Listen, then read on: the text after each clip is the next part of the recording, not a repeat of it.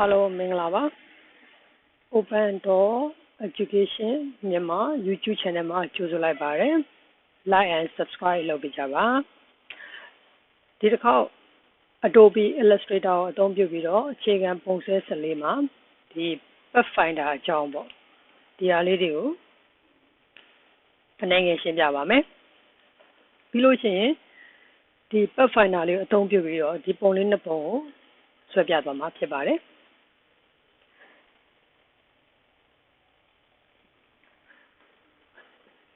ဒါလေးအသုံးပြုပြီးတော့ဒါလေးကိုရှင်းပြမယ်ပြီးရင်ဒါလေးကိုဆွဲပြမှာဖြစ်ပါတယ်ဟုတ်ပြီဒီအဝါလေးကတော့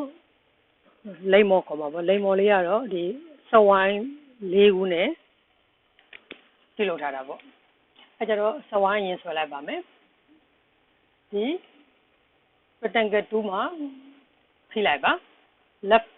mouse ရဲ့ left click ကိုဖိလိုက်လို့ရှိရင်ဒီနေ့မှာ ellipse tool လေးယူလိုက်ပါစဝိုင်းဆွဲဖို့ပါဒီတိုင်းဆွဲမယ်ဆိုရင်စဝိုင်းမဖြစ်ပါဘူးစဝိုင်းဖြစ်ဖို့အတွက် shift tool လေးကိုဖိလိုက်ပါ keyboard က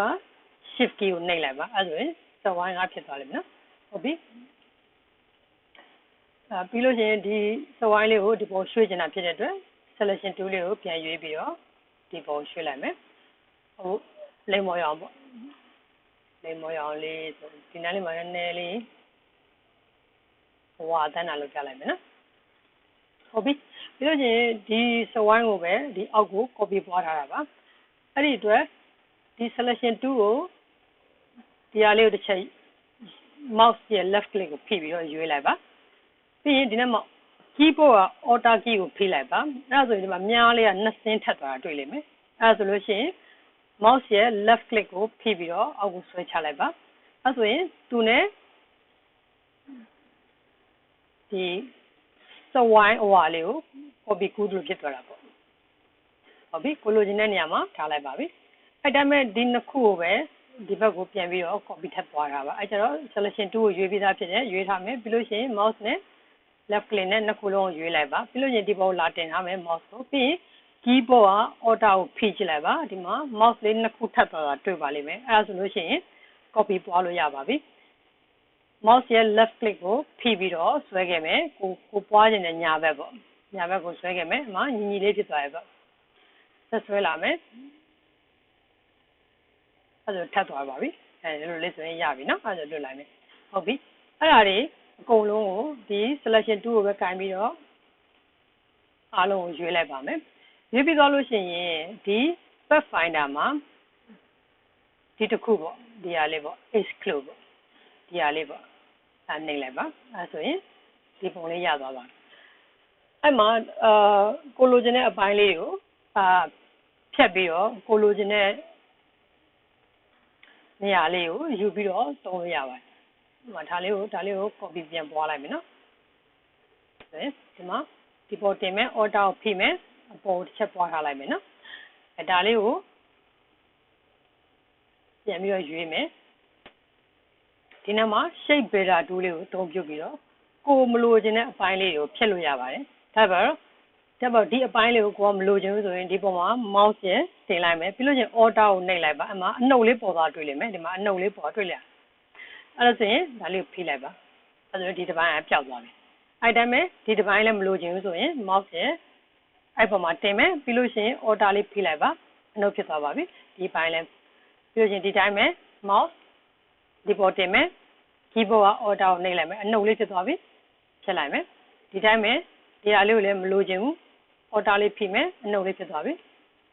ကိုလိုချင်တဲ့ဒီဇိုင်းလေးတွေပေါ့ဖြတ်ပြီးယူလို့ရတာပေါ့ဒါကိုပြောချင်တာဟုတ်ပြီနော်โอเคဒီတခါလဲဒီ exclude ကိုသုံးပြီးတော့ဒီပုံစံလေးကိုလုပ်ပြသွားမှာဖြစ်ပါတယ်ဒါကြတော့ဒီ student ပေါ့အဲကြတော့ဒီ ellipse tool ကိုသွားမယ်ဒါကိုဖိထားလိုက်မယ်ပြီးရင် rectangle လေးရွေးလိုက်မယ်အဲ့ဒါမဲ့၄တောင်ပုံလေးဆွဲပါမယ်၄တောင်ပုံဆွဲမယ်ဆိုရင်ဒီလိုဆိုရင်၄တောင်ကမညီဘူးပေါ့ညီညီလေးဖြစ်ချင်တယ်ဆိုလို့ရှိရင်အဲ့တိုင်းပဲ shift key လေးကိုနှိပ်ထားပါဟုတ်ပြီဒီမှာသူနဲ့အရောင်နှိစက်တာကြာရင်လေးပေါ့ဟုတ်ပြီကြာဒီမှာ selection 2ရွေးပြီ အဲ့တိုင်းပဲသူ့ကိုဒီဘက်ချမ်းလေးကို copy ပွားထားတာပါအဲ့တိုင်းပဲဒီကိုလာမယ်ဒါကိုရွေးလိုက်မယ်နော်ဒီ selection tool နဲ့ဒီလေးတောင်လေးကိုရွေးလိုက်မယ်ရွေးပြီးသွားလို့ရှိရင်ဒါလေးရွေးမယ်ရွေးပြီးသွားလို့ရှိရင်ဒီနံပါတ်လာတင်မယ်တွေ့လား order လေးကိုဖိလိုက်တာနဲ့သူကမြားလေးနှစ်ဆင့်ဖြစ်သွားပြီကိုပွားခြင်းတဲ့ဘက်ကို mouse နဲ့ left click လေးကိုဖိပြီးတော့ဆွဲခဲ့လိုက်ပါကိုကဒီဘက်ကိုပွားခြင်းတာပေါ့ဒီထိတ်လေးနဲ့ဟုတ်ပြီအဲ့တိုင်းပဲဒီနှစ်ခုကိုဒီဘက်ကိုပွားခြင်းတာအဲ့ကြတော့ selection 2ကိုရွေးပြီးသားဒီနှစ်ခုကိုရွေးလိုက်မယ်ပြီးလို့ရှိရင်ဒီပေါ် mouse တင်မယ်ပြီးလို့ရှိရင် order ကိုဖိလိုက်ပါပြီးလို့ရှိရင်ကိုပွားခြင်းတဲ့ဘက်ကိုဒီဘက်ကိုရွေးပွားတော့မှာဖြစ်ပါတယ်ဒီလောက်လေးပဲပွားထားတယ်အဲ့ဒါဒီဘက်ကနည်းနည်းတော့ကြီးသွားမယ်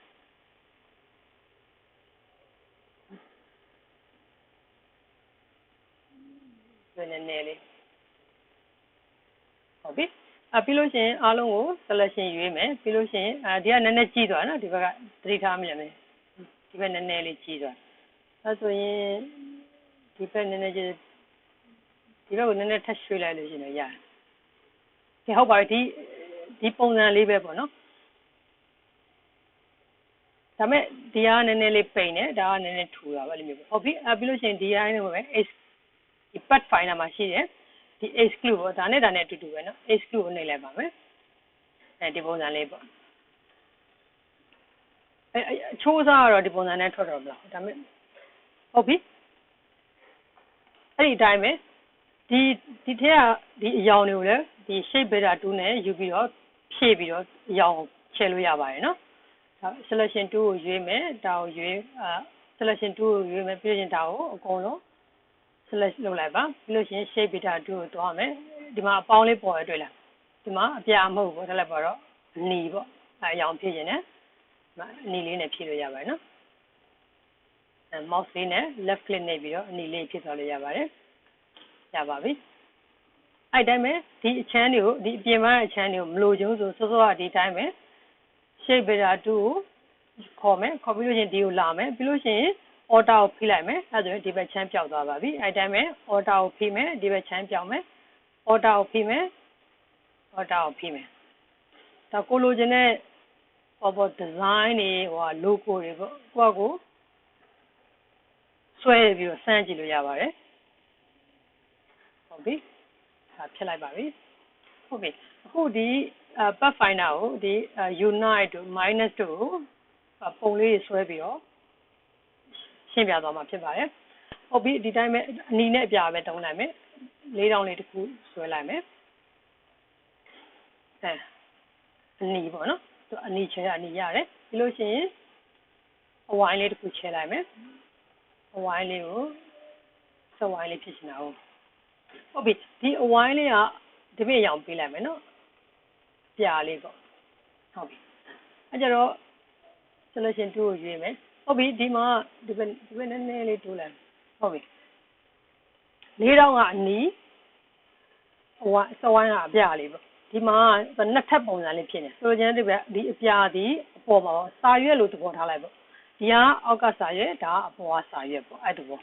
ဟုတ်ပြီဒါလေးကိုနမူနာယူပြီးသုံးတော့မှာဖြစ်တဲ့အတွက်ဒါလေးကိုခဏအရင် copy ပွားပြီးတော့ထပ်မဆွဲခြင်းလို့နော် copy ပွားပြီးအပေါ်မှာခဏထားလိုက်မယ်ဟုတ်ပြီဒါလေးကို selection 2ကိုရွေးမယ်ဒီနှစ်ခုကို select လုပ်လိုက်ပါမယ် select ဖြစ်သွားပြီနော်ပြီးလို့ရင်ဒီနေ့မှာ unite ပေါ့ဒီ pathfinder ကိုသွားမယ်ဒီမှာ unite ပေါ့နှိပ်လိုက်ပါမယ်ဟောတွေ့လားပေါင်းစည်းသွားတယ်ပေါင်းစည်းသွားတဲ့အချိန်မှာ तू ကဒီအရောင်ကကြတော့ဒီအပေါ်မှာရှိတဲ့အရောင်ကိုဖြစ်သွားတယ်ဆိုတာသတိထားမိပါမယ်နော်ဟုတ်ပြီဒါပေါင်းစည်းသွားတယ် unite ပေါ့နော်ပေါင်းစည်းတယ်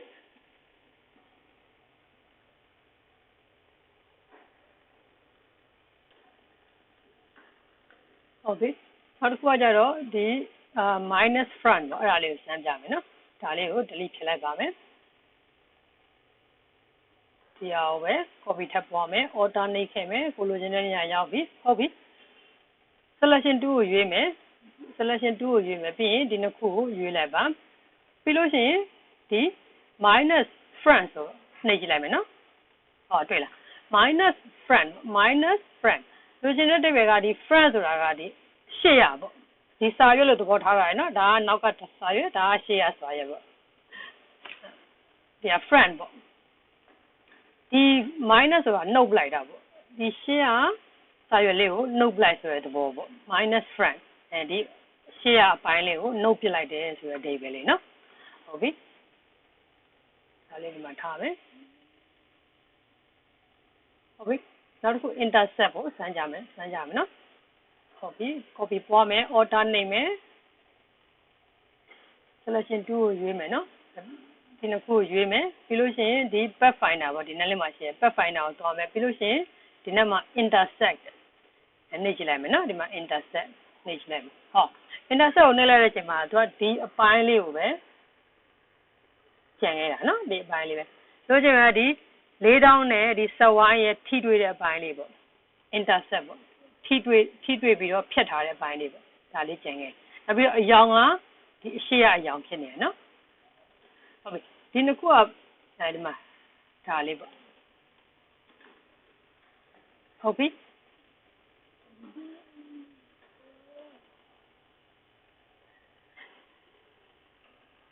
နောက်တစ်ခုကကျတော့ exclude ထပ်ဆန်းကြည့်မယ်ဒါကို copy ပွားမယ်ဆိုတော့ alternate ခဲ့မယ်ဒီပေါ် alternate ပြီးဒီပွားမယ် selection 2ကိုရွေးမယ်ပြီးတော့ရင်ဒီ point နဲ့ဒီကိုတစ်ချက်ရွေးမယ်ပြီးရင် pathfinder သွားမယ်ပြီးရင်ဒီဟာလေး exclude ဒါလေးကိုနှိပ်ကြည့်လိုက်မယ်exclude ကြတော့သူက intercept နဲ့ exclude ကအဲ့ဒါကွာသွားတယ် intercept ကကြတော့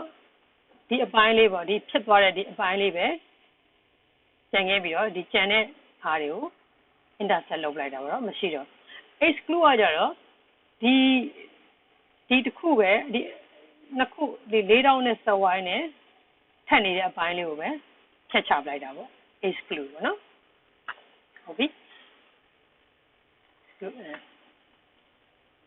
ဒါရယ်ဒါဖြတ်လိုက်တော့မယ်ဒါလည်းဒီအောက်ရောက်တော့ဟုတ်ပြီအဲ့ဒါဒါကြတော့united ပေါ့ဒီပေါင်းစည်းသွားတဲ့သဘောပေါ့ဒါကြ minus friend ဆိုတော့ဒီမှာဒီရှေ့ပိုင်းလေးကိုနှုတ်ချပလိုက်တော့ဒီအနောက်ပိုင်းလေးပဲကျန်ခဲ့ဒါကြတော့ intercept ဆိုတာဒီအပိုင်းလေးပေါ့ဒါလေးကိုကျန်ခဲ့ဒါကြတော့ exclude နော်ဟုတ်ပြီအဲ့ဒါဒီအောက်က divide တို့ trim တို့ merge crop outline minus that အဲ့ဒါလေးထပ်ဆန်းကြည့်အောင်နော်ဟုတ်ပြီဒါလေးကိုအရင်အပေါ်တင်ထားလိုက်မယ်နော်ဟုတ်ပြီ okay ဒီ divide ကိုဆက်ပြီးတော့ဆန်းမယ်နော်အဲ့တိုင်းပဲဒီနှစ်ခုကို copy ပွားမယ် alternate မယ် keyboard က alter ကိုနှိပ်မယ်ဆွဲလာမယ်ဟုတ်ပြီ selection 2ကိုယူမယ်ပြီးရင်ဒီနှစ်ခုကိုရွေးမယ်ပြီးရင်ဒီ divide ပေါ့ဟုတ်ပြီဒီမှာဒီokay ဒီဟာလေးဒီ pathfinder မှာဒီ၄ခုပဲမြင်တယ်ဒီအောက်က2 4 6ခုကိုမမြင်ဘူးဆိုဒီညာဘက်နားလေးမှာအပြောက်လေး3ပြောက်ရှိတယ်ဒီမှာ more options ဆိုပေါ်လာလိမ့်မယ်အဲ့ဒါကို mouse နဲ့ click တစ်ချက်နှိပ်လိုက်ပါဒီမှာပေါ်လာပါပြီဟုတ်ပြီအခုက divide ကိုစမ်းကြည့်မှာအဲ့ဒါဆိုရင် divide လေးနှိပ်ကြည့်လိုက်မယ်တွေ့လားဒါလေးကdivide ကဒီအပိုင်းလေးကိုဖြတ်ပလိုက်တာဒီအပိုင်းလေးကိုဖြတ်ပလိုက်တာပေါ့။ဒီဟာကို object ကို include လုပ်လိုက်မယ်။အဲဆိုရင်တိတာသွားမယ်တင်တယ်။တွေ့လား။ဒါလေးကို divide လုပ်လိုက်တာဒီလိုမျိုးလေးပေါ့။တွေ့လား။ divide လုပ်လိုက်တာ။ဒါတစ်ခုဖြစ်သွားတာပေါ့။ဒါတစ်ခုဖြစ်သွားတာပေါ့။ Okay အရင်ဦးဆုံးဆွဲတဲ့ပုံစံကဒါတစ်ခုသက်သက်အဝိုင်းလေးကအဝိုင်း4000လေးက4000ပေါ့။ဒါလေးကိုပြန်ဖြတ်လိုက်မယ်နော်တွေ့လား4000က4000အဝိုင်းကအဝိုင်းအခု divide နဲ့လုပ်လိုက်တဲ့ခါကျတော့ဒီထပ်ထားတဲ့နေရာကနေသူဖြတ်ချလိုက်တာဒီအပြာလေးတော့အပြာအဝိုင်းကိုဒီလိုဖြတ်ချပလိုက်တာအဲကြတော့သူကတစ်ခုတည်းတန်းဖြစ်သွားတယ်သူကတစ်ခုတည်းတန်းဖြစ်သွားဒီလိုတရားလည်းဖြတ်ပလိုက်တယ်ဒီမှာကြည့်၃ပိုင်းပိုင်းတော့တာပေါ့နော်ဒါ divide လုပ်လိုက်တာဒီကနေ့ဆိုရင်ဖြတ်ပလိုက်တယ်ဆိုတဲ့သဘောပါပဲဟုတ်ပြီဒီလိုလေးဆိုရင်နည်းနည်းနားလဲမှာပေါ့နော်ဟုတ်ပြီဒါလေးကို group ပြန်ဖွင့်ထားလိုက်မယ်နော် group ဖွင့်မယ်ပြီးလို့ရှိရင်အပေါ်ရွှေ့ထားမယ်ဟုတ်ပြီနောက်တစ်ခုထပ်ဆန်းမယ်ဒီ trim ပေါ့နော် အဲ့တိုင်းပဲဒီနှစ်ခုကို copy ပွားမယ် alternate မယ်ဒီကိုလာခဲ့မယ်ဟုတ်ပြီ selection 2ကိုရွေးမယ်ကိုလောက်ဆောင်ခြင်းနဲ့ဝတ္ထုနှစ်ခုပေါ့ object နှစ်ခုကို select လုပ်လိုက်မယ်ပြီးလို့ရှိရင်ဒီ trim နဲ့နှိပ်မယ်နော်ဒီ path finder ကိုသွားမယ်မတွေ့ရင်ဒီနားလေးမှာ more option ကိုနှိပ်မယ်ဒီနားလေးမှာ trim လေးရှိတယ်နှိပ်ကြည့်လိုက်ပါအော်ဒါလည်းဒီဟာကို undo လုပ်လိုက်မယ်ဘယ်လို trim သွားလဲကြည့်အောင်နော်ဟောဒီမှာဒီလို trim သွားတယ်ဆိုရင်ဒီဘက်ကဒီထိစက်နေတဲ့ဒီအပိုင်းလေးကိုသူ trim လိုက်တဲ့သဘောပေါ့ဒီကဆိုဗမာလို lead ဖြတ်တယ်ပြောမှာပေါ့ဒီဒါမဲ့ तू ကဒီလိုရှောက်တော့မလီဘူးဒီထိစက်နေတဲ့ဒီအပိုင်းလေးကို lead လိုက်တယ် trim လုပ်လိုက်တာပေါ့နော်ဟုတ်ပြီgroup ပြန်ဖွဲ့မယ် control G နဲ့လည်းတုံးလို့ရတယ်နော်ပြီးလို့ရှိရင်ဒီပုံတင်ထားမယ်ဟုတ်ပြီနောက်တစ်ခုထပ်ဆန်းရအောင် march ဒီမဲ့ order နေမယ်ဒီဘက် selection 2နေမယ်အားလုံးပဲ like နဲ့ subscribe လုပ်ပြီးတော့ကူညီကြပါလို့တောင်းဆိုချင်ပါတယ်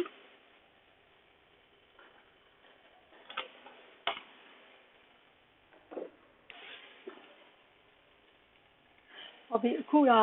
march ကိုစမ်းမယ်နော် selection 2ကိုရွေးမယ် mouse နဲ့ဒီ object နှစ်ခု select လုပ်လိုက်ပါမယ်ပြီးလို့ရှိရင်ဒီ march ကိုနှိပ်ကြည့်ပြီးစမ်းလိုက်ပါမယ်နော်ဟောဒါကို undo လုပ်လိုက်မယ်ပြီးလို့ရှိရင်march တော့ပေါင်းစည်းသွားတယ်ဒါပေမဲ့ဒီ undo လို့ရှိရင်တော့ဒီပုံစံနဲ့ trim လို့ဖြစ်သွားတာပဲထပ်တစ်ခေါက် march ကိုစမ်းကြည့်မယ်နော်ဒါကို delete လုပ်လိုက်ပါမယ်ဒီနှစ်ခုကိုရွေးမယ် order copy ပွားမယ်ဒီ selection 2ပဲနော်ပြီးလို့ရှိရင် selection ရွေးမယ် march လုပ်မယ်ဒီမှာ march ဒါပေမဲ့ရွေးလို့ရှိရင်တော့တစ်ခုတည်းဖြစ်သွားတာပေါ့ march ပေါင်းဆက်သွားတာပေါ့ဒီမှာကြည့်ဒီဟာတစ်ခုတည်းရွေးလိုက်လို့ရှိရင်သိလားအကုန်လုံးကိုပေါင်းစည်းသွားဆိုတဲ့သဘောပေါ့ဒီငကိုကကြတော့အနီကိုနှိပ်ရင်4000လေးပေါ်မယ်အပြာကိုနှိပ်ရင်အဝိုင်းလေးပဲပေါ့ဒါတစ်ခုစီပြီးကြပါဒါပေမဲ့ march ဆိုတဲ့ပေါင်းစည်းသွားတဲ့အချိန်မှာဒါကိုတစ်ချက်နှိပ်လိုက်တာနဲ့သူကအကုန်လုံးကပေါင်းစည်းပြီးသားဖြစ်သွားတယ်အဲ့အောင်ပြောချင်တာဒါပေမဲ့သူက undo လို့ရှိရင်လည်းဒီလိုမျိုး trim ပုံစံထွက်သွားတာပဲဟုတ်ပြီနောက်တစ်ခုကကြတော့ crop crop စမ်းကြည့်မယ်နော်ဟုတ်ပြီဒီနှစ်ခုရွေးမယ် order နဲ့ပွားခဲ့မယ်ဟုတ်ပြီပြီးလို့ရှိရင် selection 2ကိုရွေးမယ်ဒီ object နှစ်ခုကို select လုပ်မယ်ပြီးရင် crop ဒါ crop crop ဒါကြတော့ဒီထိစက်နေတဲ့နေရာလေးမှာပဲအနောက်ကကာလာယူပြီးတော့အနီလေးကြံခဲ့တခုချင်းနှိပ်လို့ချင်းတော့ဆက်ဝိုင်းတော့ပေါ်တယ်ဆက်ဝိုင်းလေးကြံခဲ့တာပေါ့